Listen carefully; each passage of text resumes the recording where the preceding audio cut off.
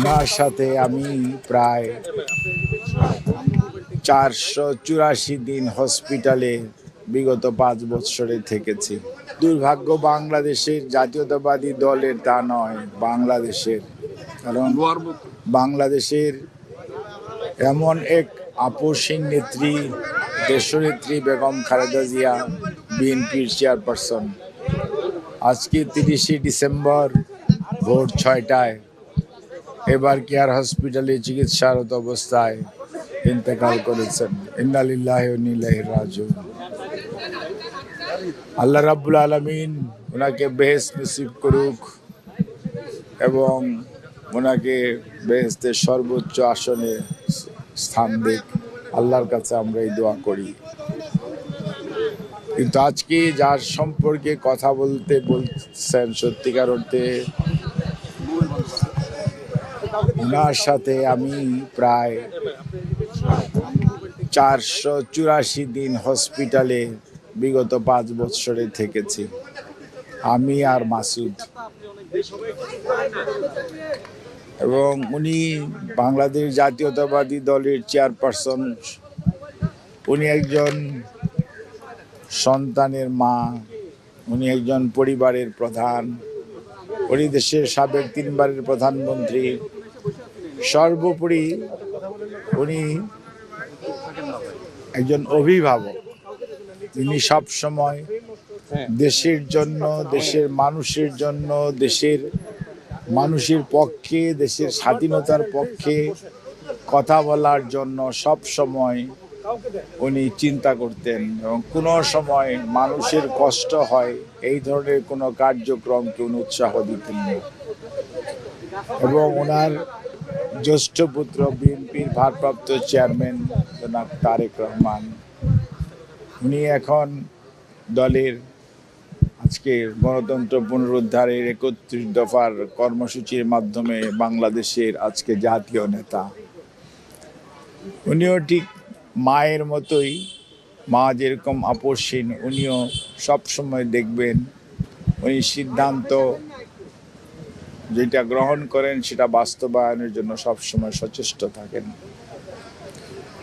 এবং দেশনেত্রী বেগম খালেদা জিয়া, ওনারকে আজকে আমরা হারিয়েছি, কিন্তু আজকে দেশ একটা অভিভাবক হারিয়েছে। এটা বিএনপি যে খালি তার চেয়ারপারসনকে হারিয়েছে তা না, তার প্রমাণ উনি যখন অসুস্থ হয়ে যখনই হসপিটালে ভর্তি হতেন, হয়তো স্বৈরাচারের সময় স্বৈরাচারী সরকার ওনার খোঁজ খবর নিতেন না, কিন্তু অন্য অন্য রাজনৈতিক দলের নেতৃবৃন্দ এবং বাংলাদেশ জাতীয়তাবাদী দলের সকল স্তরের নেতাকর্মীরা সব সময় ওনার স্বাস্থ্যের ব্যাপারে খুবই সতর্ক থাকতেন, খোঁজ খবর নিতেন, উদ্বেগ প্রকাশ, উৎকণ্ঠার মধ্যে দিনাতিপাত করতেন।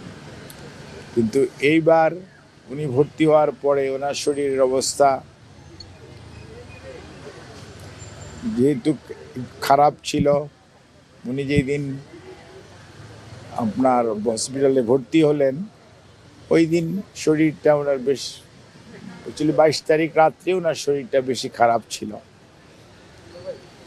তারপরে উনি রাত্রে আমাকে ডেকেছিলেন, আমি এসেছিলাম, তারপরের দিন ওনাকে হসপিটালে ভর্তি করি।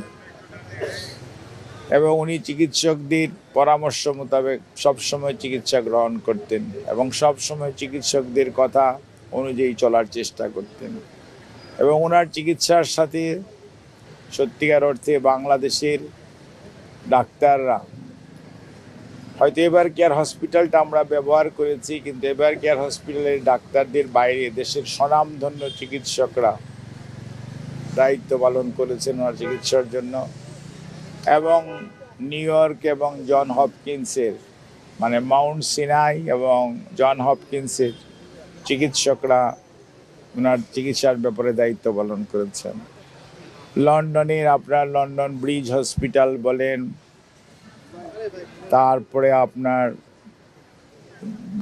লন্ডন ক্লিনিক বলেন, আর ক্যামব্রিজ ইউনিভার্সিটি হসপিটাল বলেন, ইনাদের স্বনামধন্য চিকিৎসকরা ওনার মেডিকেল বোর্ডের সদস্য ছিলেন। ওনার বড় ছেলে জনাব তারেক রহমানের সহধর্মিণী ডাক্তার জুবাইদা রহমান এই টিমের সব সময় সদস্য ছিলেন। জনাব তারেক রহমান রাজনীতি নিয়ে অনেক ব্যস্ত থাকতেন, দল সংগঠিত করার জন্য দায়িত্ব পালন করেছেন, কিন্তু এর মাঝেও উনি ওনার মায়ের চিকিৎসার জন্য সার্বক্ষণিকভাবে মেডিকেল টিমের উপর যেমন নির্ভরশীল ছিলেন, দায়িত্ব দিয়েছিলেন, ঠিক একইভাবে নিজেও প্রতিদিন মায়ের চিকিৎসার স্বাস্থ্যের সবসময় খোঁজ নিতেন এবং সবসময় উনি তদারকি করতেন যাতে কোনো অবস্থাতেই ওনার আম্মার চিকিৎসার কোনো ধরনের ব্যত্যয় না ঘটে এবং সর্বোচ্চটা করার জন্য চেষ্টা করতেন। এবং অনেকের মধ্যে অনেক প্রশ্ন থাকতে পারে, কিন্তু মনে রাখতে হবে চিকিৎসার ব্যাপারে করোনাকালীন সময়ের কথা যদি আপনারা মনে করেন, করোনা এমন একটা অসুখ ছিল, তখন ছেলে মেয়েরা তার মা বাপকে ফেলে রেখে চলে যেত, মা তার ছেলেকে রেখে গেছে, ছেলে তার মাকে রেখে চলে গেছে, এরকম সিচুয়েশন ছিল। ওই সময়ও কিন্তু দেশনেত্রী চিকিৎসার জন্য এই চিকিৎসকরা ওনার প্রতি যে মমত্ববোধ এবং আপনারাও সাংবাদিকরা যে আপনাদের যে উৎকণ্ঠা প্রকাশ করেছেন, প্রতিবার যখন অসুস্থ হয়েছে আপনাদের যে সহযোগিতা আমরা পেয়েছি সেইটি, এবং আজকেও আপনাদের যে ব্যাপক উৎকণ্ঠা এবং আপনাদের উপস্থিতি, এই জন্য সত্যি সত্যি আমি আমার নিজের পক্ষ থেকে, আমাদের দল জাতীয়তাবাদী দলের পক্ষ থেকে আপনাদেরকে কৃতজ্ঞতা জানাই। ওনার যারা কাজের সহকর্মী ছিল, সহায়তা করতো, তাদেরকে উনি জিজ্ঞেস করে উনি বলে দিতেন আজকে এটা দিবেন। কোনোদিন যেতে একটু দেরি হলেও জিজ্ঞেস করতো এত দেরি কেন হলো, অত আমি তো বসে আছি। অর্থাৎ চিকিৎসকরা কখন যাবে, উনি যখন বাসায় থাকতেন তখন চিকিৎসকরা প্রত্যেক দিন বিশেষজ্ঞ চিকিৎসক ওনার বাসায় যেতেন, উনি সবাইকে কিন্তু সেসব কথা বলতেন।